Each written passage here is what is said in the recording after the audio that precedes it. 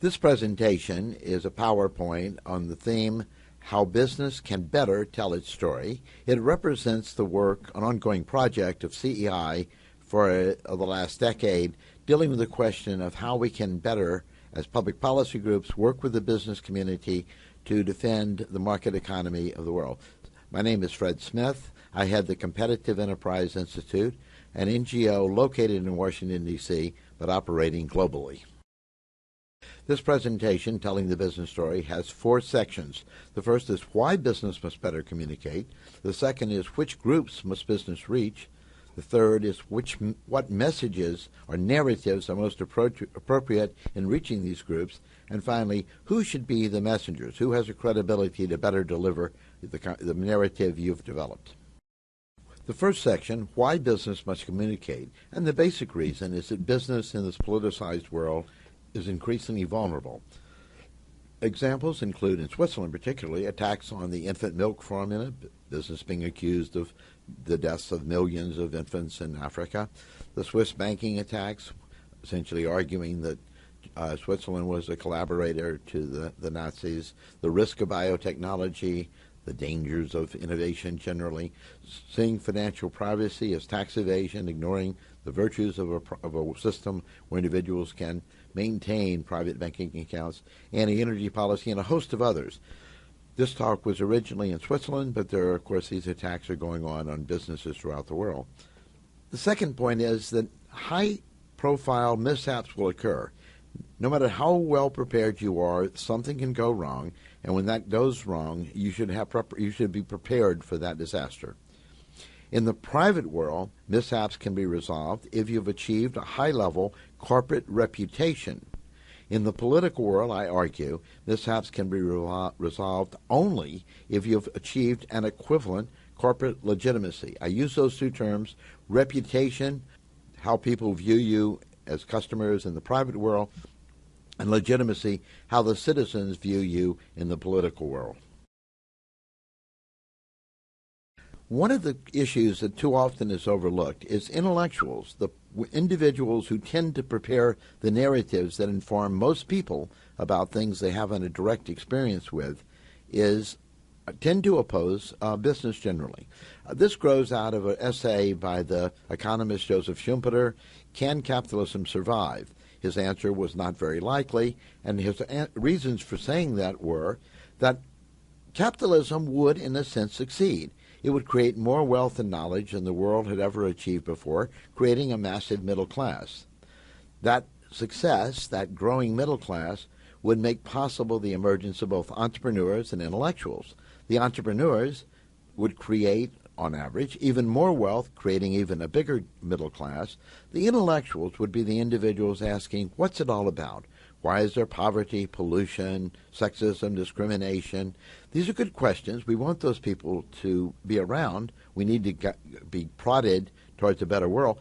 But the intellectual class would often be skeptical of business. Why? Looking around, they would say, if we're so moral, good, and smart, why are they, the business class, making so much money? That envy is not a desirable trait, and they would quickly translate that view, that antagonism, into narratives that would delegitimize business. Business would be threatened, the legitimacy of business would be threatened, and that would lead political opportunists to move in with various forms of government intervention, taxation, regulations, government preemption of sectors of the economy. The result would be the political sphere would grow, the private sector would shrink, and business would find itself increasingly burdened by these government interventions and operating in a smaller and smaller sphere of the overall economy.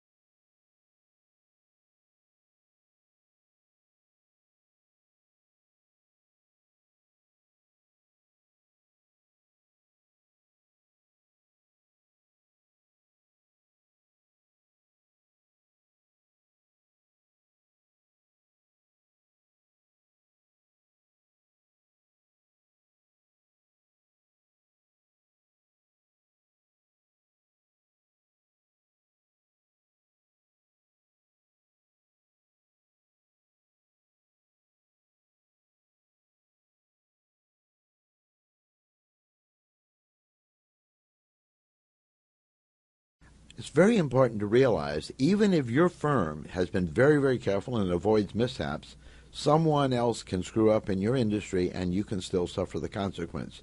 This slide, somewhat complicated, shows that experience, that phenomena. The top black lines illustrate the reputations by survey of various companies in the oil and gas industry in the United States: Chevron, Shell, Exxon, and so forth. You'll notice they go across, and then the white line dropping precipitously is the event, the Exxon Valdez spill in Alaska. Exxon, of course, experienced a major drop in reputation. The other oil and gas companies dropped, but in a much smaller level, and then began to plateau out again.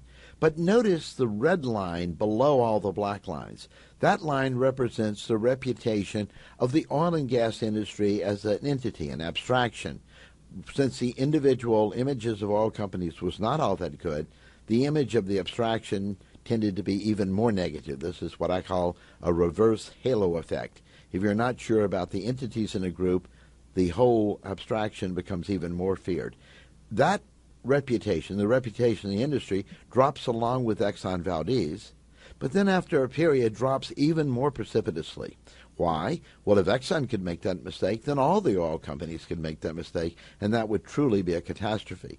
And that incredible drop in the reputation of an industry attracts politicians who then feel heroic, crusading, in coming forward with a new set of burdens, a new set of regulations that are imposed not just on Exxon, but in all the companies in the oil and gas industry. That phenomena, when something happens in your industry, unless you have a positive reputation, all of you will suffer some political act of predation. There's a publication that I found very interesting in tracking through how business can better communicate. It's from a book by Roland Marchand, Creating the Corporate Soul. Let me quote, "If any manufacturer says, 'I do not care what the common mass of people think about my business, whether it be popular or unpopular with them,' that man is a liability to all industry.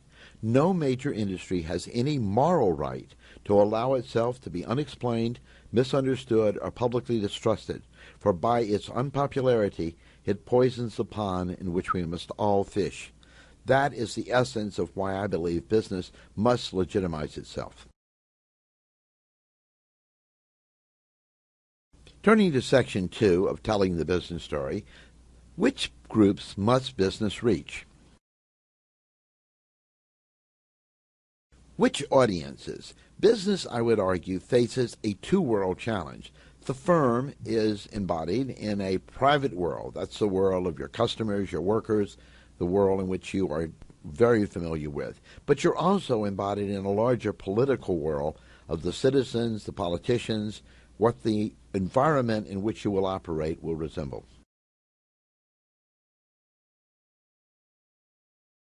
Business tells its private story well.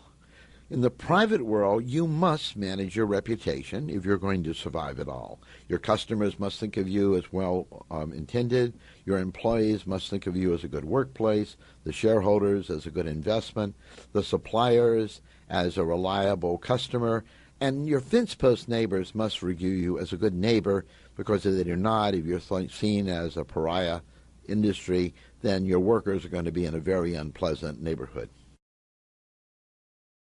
In contrast, business rarely tells its political story well. Your goal, of course, is to reduce your political vulnerability. To do that, you must gain political legitimacy, and that requires a two-tier task. First, to create a framing of your industry, its activities, a narrative, a story that can achieve this goal. You must influence citizen opinion, because that will determine the political reaction to your company, not just consumer choice. We'll go into that in a bit further. And second, you need to find credible spokespeople to spread your message. You can do that both directly through the groups within your own firm and indirectly through allies that you work with in the business world and public policy groups also. Gaining legitimacy poses different problems than building your reputation. In the private world, consumers choose your products. That means self-interest drives choice. Is this product, is this service good for me? Consumers, therefore, can be educated. An informed consumer will make better choices and therefore improve their welfare.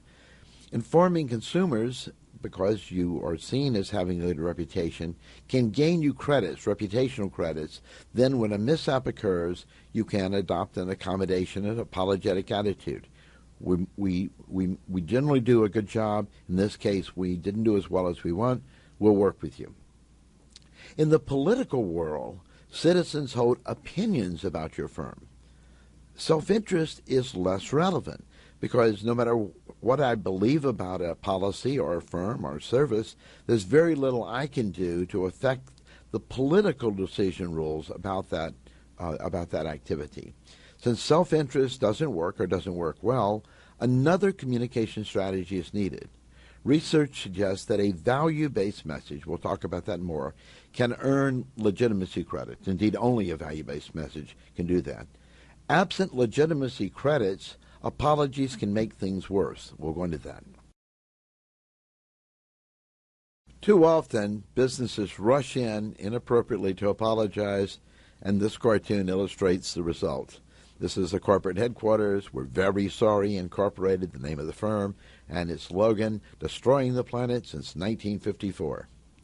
You get no credit for doing less bad things unless you are first credited with doing good things.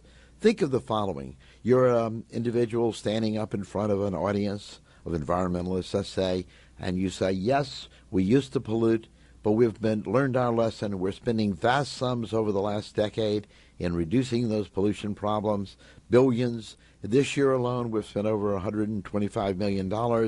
We're hoping that this investments over the next decade will essentially eliminate all of the pollutants our firm once did.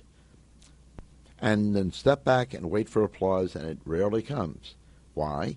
Because to most people, this sounds somewhat like an individual standing in front of a group and saying, yes, we used to beat our wives, but we've cut down dramatically over the last decade. We used to beat her with leather belts. We've switched to cloth. We used to beat her daily, now once a week. And by the year 2020, we'll be so old we won't be able to beat her at all. You don't get credits for doing bad things unless there are positive offsets that allow people to put it in perspective. Business too often neglects that realization.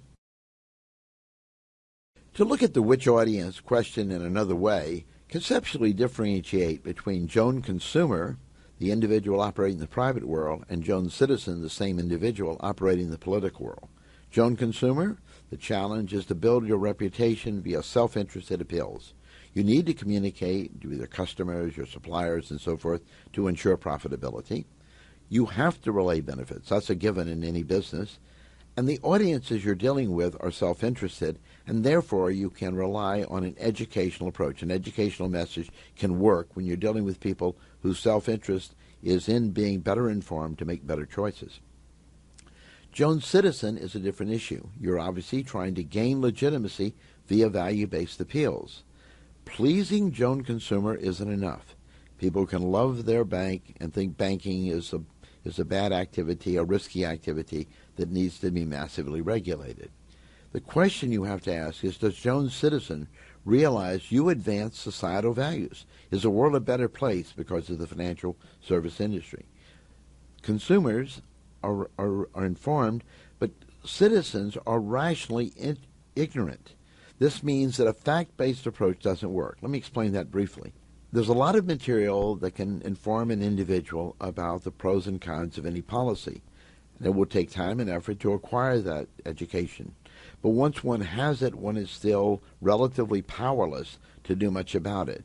People, therefore, are rational. They spend little time learning about things about which they can do little. They are rationally ignorant.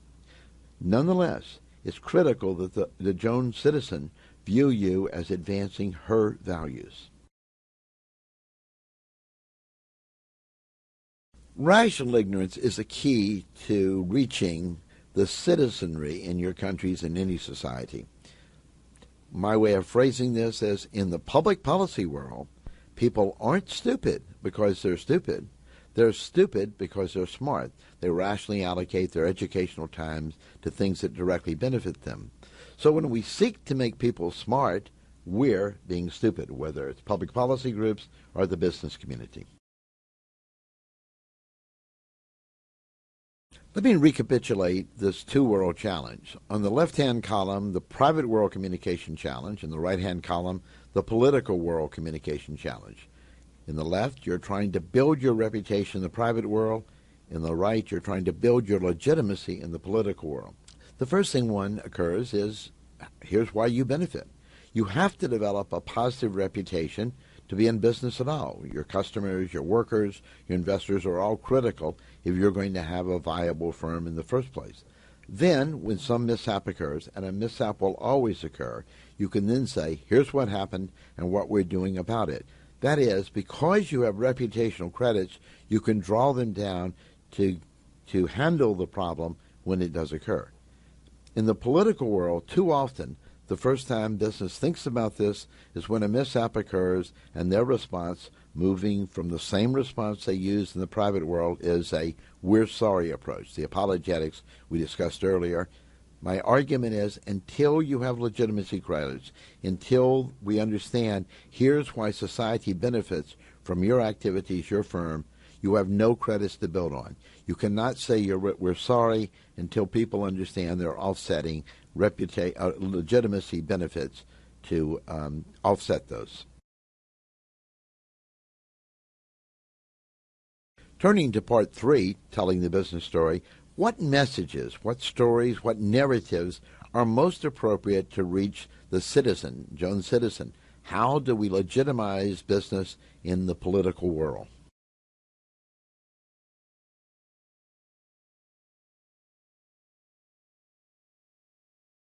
Another way of saying this is, how do we reach the rationally ignorant citizen? As we've noted, an educational approach is unlikely to work, yet citizens must see your activities as legitimate. Research indicates that partisan preferences, Republicans, Democrats, whatever parties are involved, ideology, demographic factors may influence public policy, but values are critical. You must develop a value-based communication strategy. That is, you must speak to the values held by the public rather than seeking to educate people. That's a little difficult for a business, a rational enterprise, who always wants to rush out and say, as soon as you understand the facts, you'll sympathize with our position.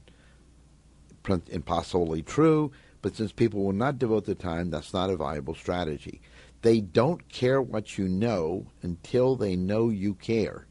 To gain legitimacy, you must find a narrative to express your values to the diverse citizenry. Sophisticated marketing research can be very valuable in this effort, and that's a lot to say about that, which we won't go into this presentation. Groups that are opposed to you, anti-market forces, are relying on such research. They're trying to find ways of expressing their anti-business views to appeal to people who normally would be supportive of your company. To do this, you must at least show how your activities advance the key societal values, the egalitarian value of fairness, the individualist value of freedom, and the hierarchic value of prosperity or security. This has been a bit abstract to date, so let me give you 3 value message examples, good and bad cases where business has sought to communicate to the citizens. An apologetic approach, this is on chemical issues, chemical risk, a legitimizing approach dealing with plastics, and then an approach that both addresses the consumer reputational goal and the citizen legitimacy goal. That's dealing with a telephone example.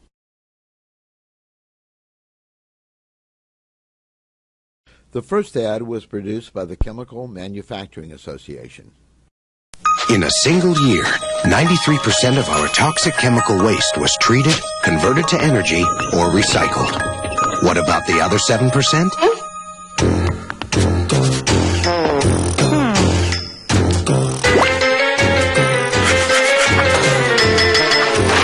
We're working on it. The 180 members and partners of the Chemical Manufacturers Association, working for change. You'll notice this ad is a very interesting one. It's called attention to a risk of chemicals, this 7% of very difficult to dispose of residuals, which probably most people had never done much thinking about. You've raised the saliency of the negatives associated with chemicals. You've heard nothing at all about any beneficial effects that chemicals might have in our society. And then ironically, you call this whole ad responsible care. Responsible? Your daughter walks into your room. She's 15, 16. She says, Dad, sit down. Mom, sit down. I've got something really important to talk to you about. Dad, Mom, from now on, I want you to know, from now on, I'm going to be responsible. And then she walks from the room. Are you relieved? I think not. Basically, what has your daughter been up to? And the question this ad, I think, implicitly asks is, what has the chemical industry been doing before government rushed in to regulate it? This ad, in my opinion, actually deepens the problems that the chemical industry faces, and yet that ad was campaign was run for a number of years at tens of millions of dollars. The second ad is by the American Plastic Council, and it represents, in my view, one of the best legitimizing ads ever run by a trade association. 3 minutes from now, a heart attack victim will be rushed into this emergency room. Medication will be injected. IV fluids will be needed. The patient will be protected from infection. Breathing will be assisted. And one more life will be saved. Mrs. Hanson? Yes. Hi, I'm Dr. Moore. Your husband's doing fine. Oh, I'm so glad. Thanks to advanced medical techniques and a material we call plastic. I think you can see in this ad the way in which values can be effectively communicated about a relatively obscure material that is used as an intermediate input to a whole array of products that we use in our daily lives. And by showing how those products not only benefit citizens, but benefit especially the at-risk populations, in this case, a sick individual, it illustrates that a world with plastics is a world that offers both a greater degree of fairness, a greater degree of security, and a much wider array of choices. The ad conveys that you do not want to live in a world where plastics have been driven to extinction. This final example comes from an AT&T ad campaign which did something quite creative. It not only encouraged you to buy the product, but it also encouraged you to think more carefully about the legitimacy of that product, how the product helps society.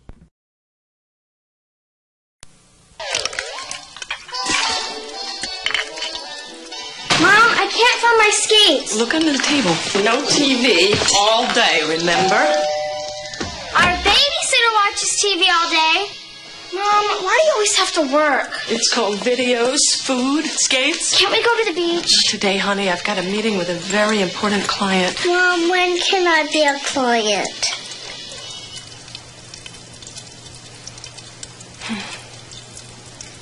You have 5 minutes to get ready to go to the beach, or I'm going without you.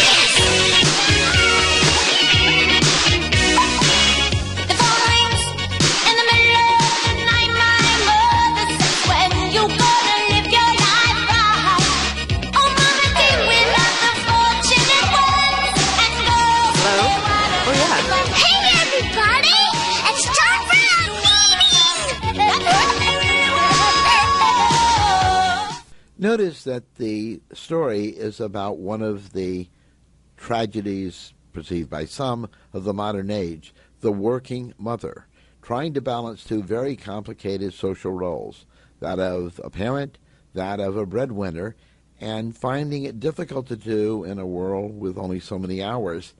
And what does she rely on?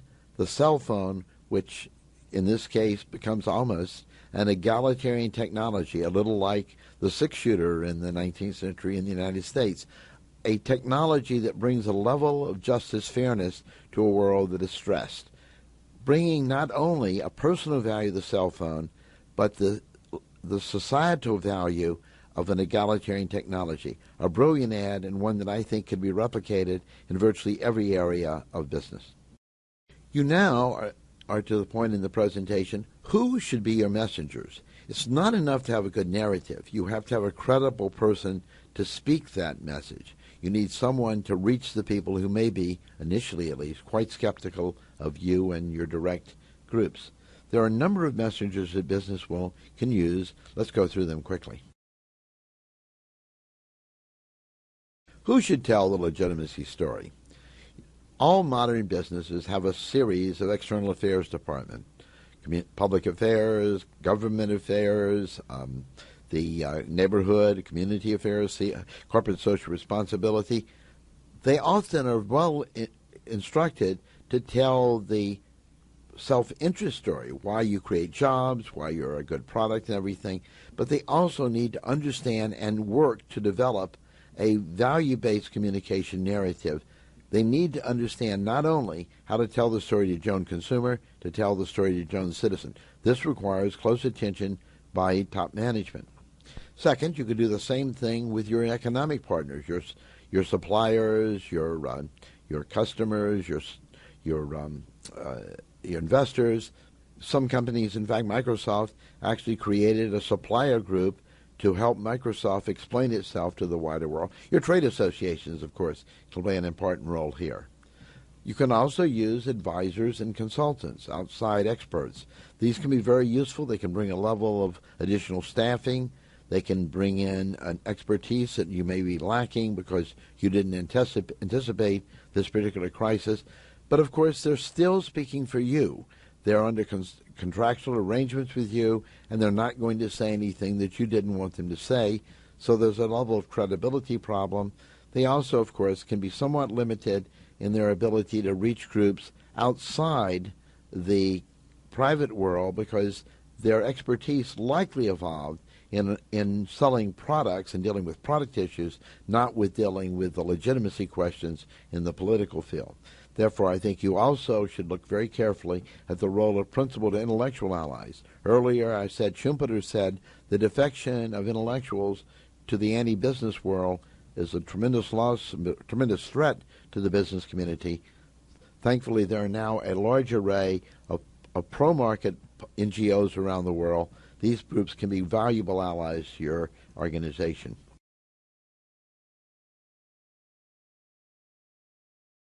Managing external relations is generally a question of management. There's a principal-agent problem, of course, in any modern firm. How do you ensure that the subgroups within your organization act in a way that not only improves their own performance of their department, but benefits the overall profitability, sustainable profitability of the company? That means you want to ensure that they not only understand how to communicate to Joan consumer, but also communicate to Joan citizen, the external world. That requires instruction, guidance in your company, but a tremendous asset if you use them in this way. Similarly, you need to mobilize your economic partners to also not only understand the self-interest value you bring to them, but why your company is actually acting in a way that benefits the larger societal values, the same instructional effort to give them the narratives and explain how to use those narratives to reach the external political world, to reach Joan's citizen.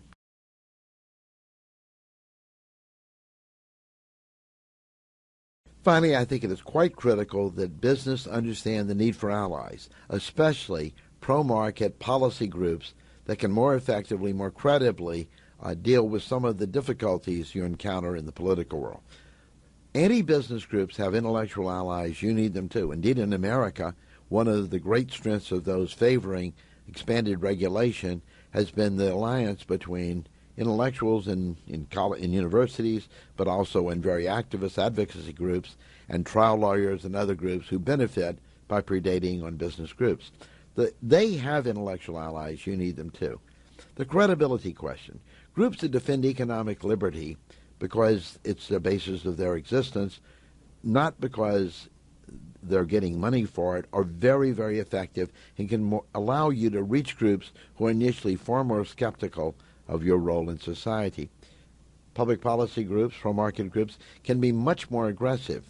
We can handle the Greenpeaces, the Michael Moores, the groups who can demagogue on television and elsewhere against business generally. No business leader, no CEO should rush to a television studio to be debating a person who can demagogue the way so many anti-business groups do. You need others to play that role for you. Public policy groups also can connect you to a global network of principal allies of the same type. Pro-market groups now are around the world, in Europe, the United States, Asia, Africa, South America. Many of your firms operate on that global scale, an alliance to bring together the intellectual allies you have and your own disparate policy challenges around the world could be a tremendous force to counter what is an extremely strong global anti-business movement. And finally, public policy groups, compared to consultants, compared to lawsuits, are extremely cost-effective. You should consider whether investments in policy groups can be a part of your overall strategic investment strategy to reduce your vulnerability, to improve your legitimacy.